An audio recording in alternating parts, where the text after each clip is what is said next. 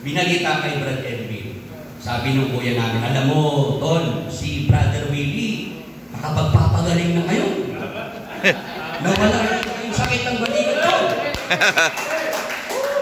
Itong brother ko, dahil matagal kami hindi nakita, nagkakausap.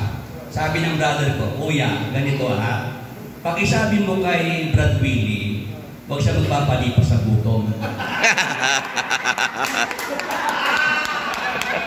Kakain sa oras.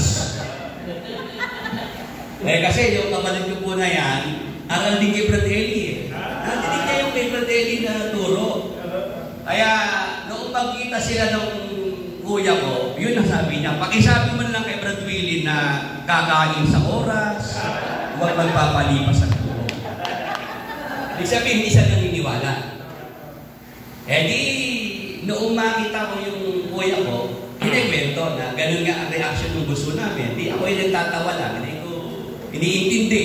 Yung sinasabi ko na huwag kayong magpapa-apekto, kahit sino pang magsalita. Ganun yung pong bibigyan ng timbang yun. Di, nung dumating yung panahon na kami naman nagkita ng dalawa, magkaharap kami, kwentuhan kami.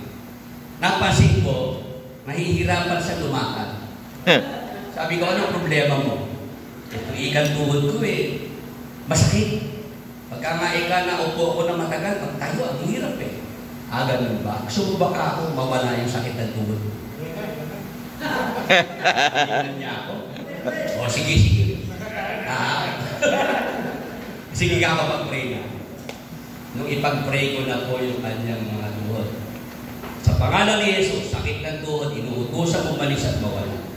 Sa pangalan ni Jesus, ipagkaloob na makalakad na maayos.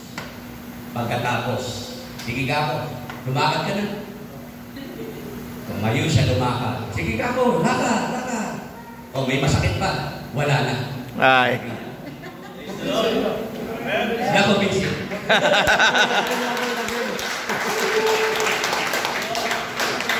Tapos sabi niya, Tol, kailan ba ang bautismo? Nakikita ba bautismo?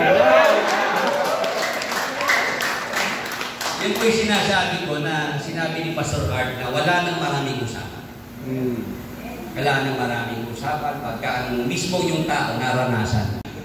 Dalawa pa lang naman O baka sa pangatlo masaktuhan na.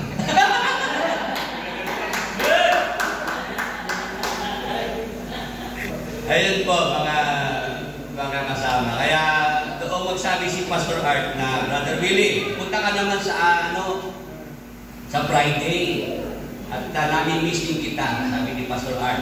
Kaya sabi ko namin-miss na rin kayo naman Miss ko na rin kayo kapatid. Kaya lang po ako after lunch. After lunch po ako makakarating. Salamat po sa Panginoon ako po'y nakarating dito at masaya po ulit na makita ko po kayo. Hanggang dito ko na lang po Pastor Art po, maraming pa po sasabihin sa akin. Salamat po kapatid.